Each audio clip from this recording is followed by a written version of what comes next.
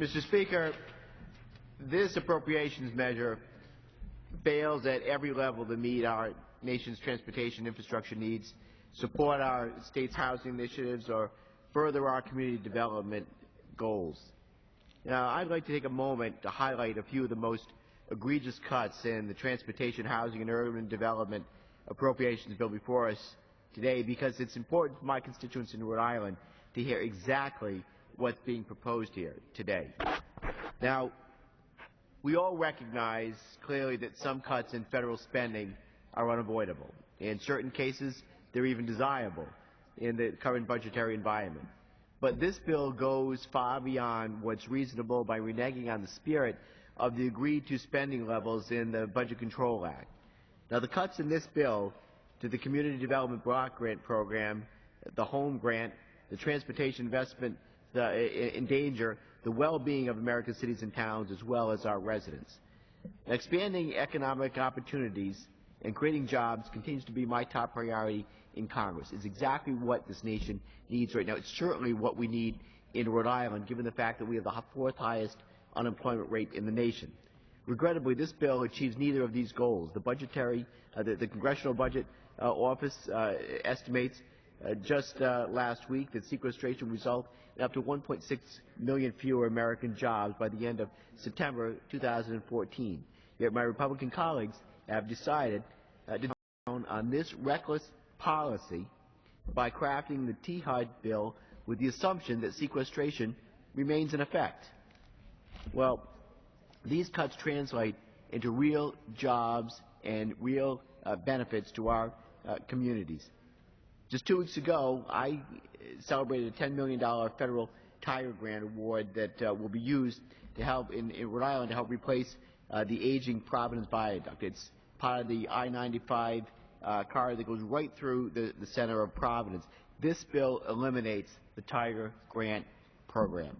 Now, in April, our State Department of Transportation unveiled plans to improve the Providence Amtrak station. This station serves over 1 million Amtrak and commuter rail passengers each year, benefiting our entire state, as well as neighboring ones with multimodal connections from Providence to the Boston metropolitan area. This bill cuts Amtrak funding by 33%, endangering further developments improvements to important interstate transportation infrastructure. In June, Rhode Island celebrated also the 100th anniversary of the Amalgamated Transit Union Local 618. Their 1,000 members take us to school, to work, to the doctor, and to the grocery store quickly and safely every day. Public transportation decreases congestion, pollution, and individual fuel costs. It connects us to recreation, family, and community, and it creates jobs in the short term while supporting careers over the long term. This bill cuts funding transit funding by 17% from last year. It also delivers a 25% cut to Housing Counseling Assistance Fund, which helped over 2,000 Rhode Island families last year stay in their homes, avoid foreclosure, or refinance their mortgage. This bill would cut the home program by $300 million, a 30% reduction from pre-sequestration levels. Now, home is a critical resource that's used to develop affordable housing for those who need it most. It has resulted in over 4,200 units in Rhode Island alone being created. Now, meanwhile, homeless families, the most vulnerable among us, once again will feel the full brunt of the majority's misplaced priorities. In 2012, over 4,800 Rhode Islanders found themselves homeless. 4,800 families, 4,800 found themselves homeless, 1/4 of them children. The state homeless assistance programs depend on federal support to operate shelters to help move people to a permanent housing solution.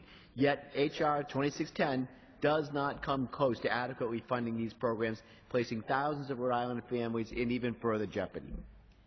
Now, by cutting the administrative fund for Section 8, this bill seeks to undermine the very integrity of that program. Those seeking housing assistance vouchers will find agencies understaffed, underfunded, and unable to serve the millions who depend on Section 8 to stay in affordable housing. This is outrageous. Finally, Mr. Speaker, This bill cuts the CDBG program by almost 50%, an unacceptable and draconian move that will cripple the neighborhoods that need the help the most. These grants are the cornerstone of local investment opportunities. For every dollar spent in CDBG grants, $3 are leveraged from private, nonprofit, and other non-federal funding sources. The organizations working with CDBG funds use them for employment services, homeless assistance, child care, senior care, mental health outreach, and countless other services. I am sad to see that the committee has decided that this is not worth the investment.